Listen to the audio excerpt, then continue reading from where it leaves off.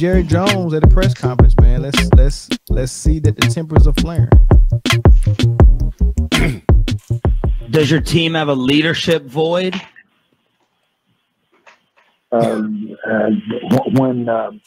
where in the offensive line, where you, just overall when seriously, but seriously, where would you have a leadership void?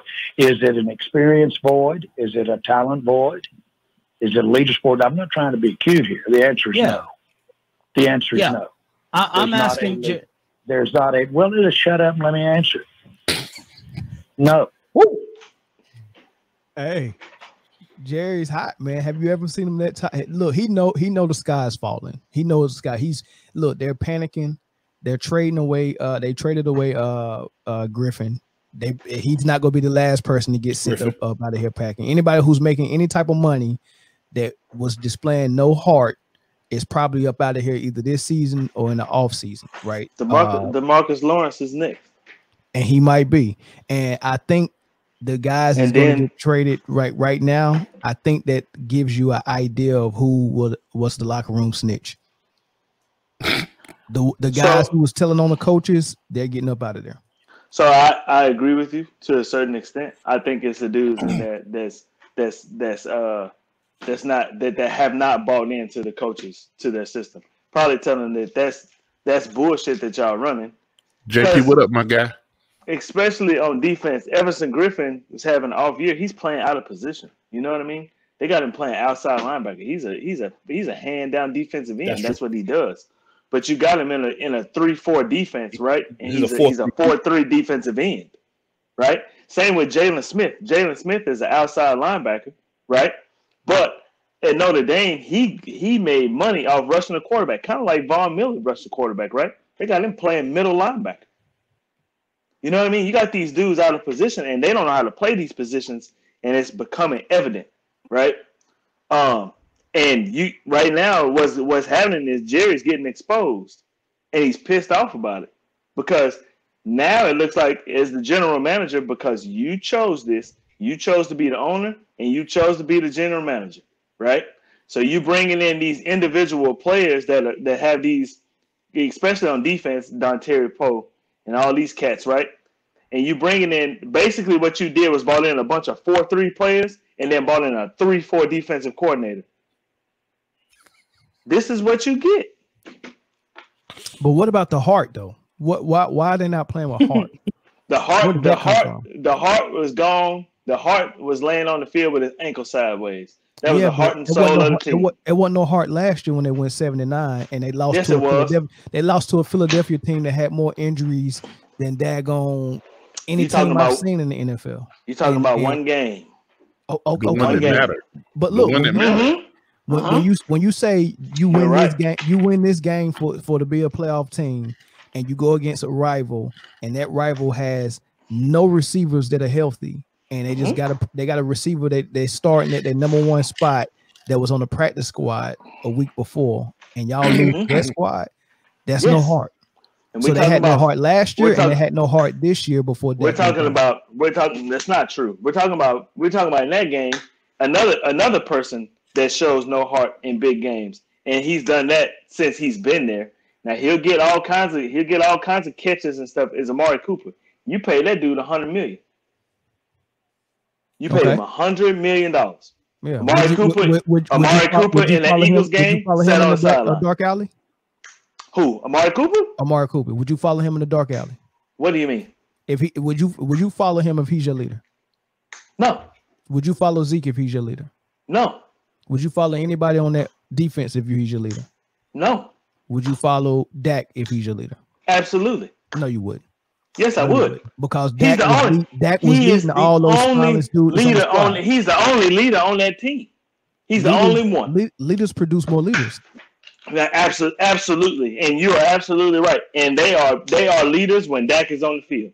And just like I can't remember who commented. No, they've never I can't remember who commented on the post last night when we was having this same discussion. He was like, the problem with Dallas is they only got one leader, and that's a huge problem. And it's the truth. That's why you have offensive captains, defensive captains. This is a game that's played with 22 people on the field at the same time, right? Right. 22 people. You have you have offensive players and you have defensive players.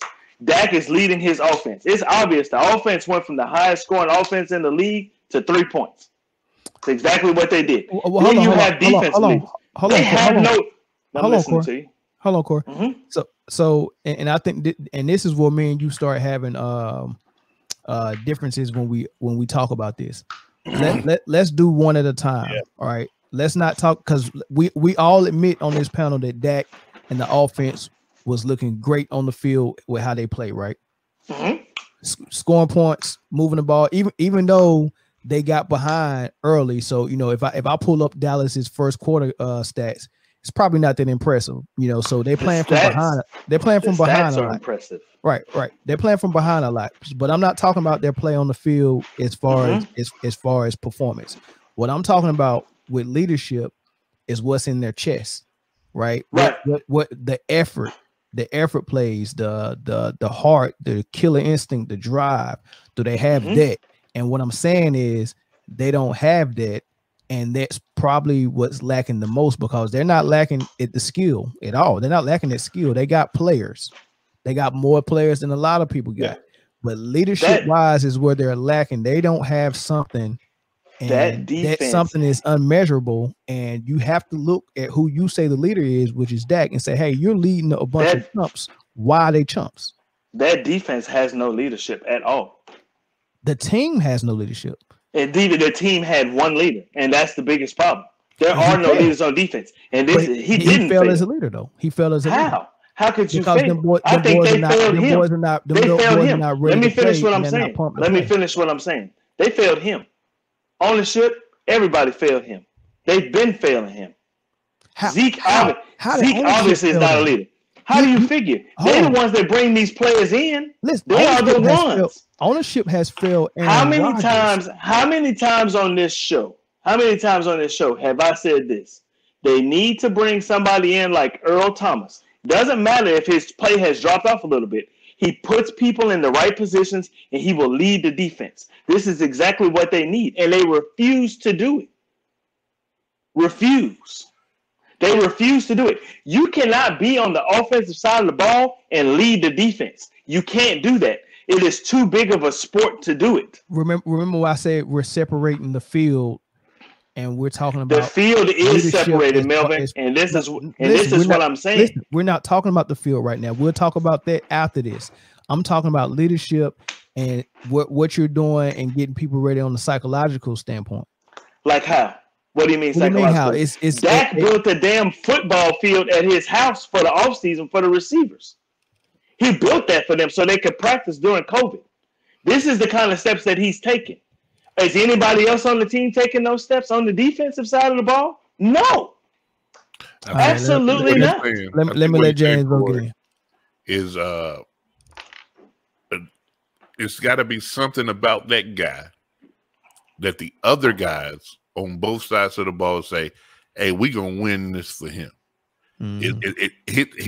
His ability to do X, Y, and Z makes me want to be the best player I can be. For instance, Honey Badger said that when he seen after the game that Pat Mahomes said, old buddy from Las Vegas was wide open in the middle of the field, he called the rest of the defense together and said, hey, the rest of the secondary said, hey, that can never happen again. 15 is giving us a chance to win, and we taking it away from them. That can't happen. So Honey Badger stepped up as the leader of the defense and said, hey, listen, we will not allow this to happen because our leaders, our head leader, which is 15, is unpleased with that. We got to give him the best that we got in order to make it. So let me stop you right there, Jay. Who on the defensive side of football is doing that? Who is the defensive leader? Have you heard anybody from the Cowboys defense ever do anything like that in the last since DeMarcus Ware and them cats left? I think that's the problem. I think that's what. It is the problem. So I think what Melvin is saying is, who garners that respect in Dallas that someone across the side of the ball can say, "Hey, we're going to give you all that we have." They don't have players like that, and I've been saying that. Especially on the defensive side of the ball. They don't have those players. I was hoping that somebody like Gerald McCoy would come in and be that type of player, right? Or somebody like Everson Griffin would come in and be that type of player. Somebody that would take that young defense under their wing and guide them in the right direction, you know what I'm saying? And be the leader, the vocal leader, the leader of that team. Gerald McCoy got hurt in training camp, or it wasn't preseason, but training camp, right? And DeMarcus Lawrence got paid a bag. He's not playing no more. He got 1 sack. Right? And can you name anybody else in the Cowboys secondary? I think you're missing the point though. Go ahead. Get in. Every NFL receiver is in the Cowboys secondary. Who? I know. I think Darren Woodson. That's the last one.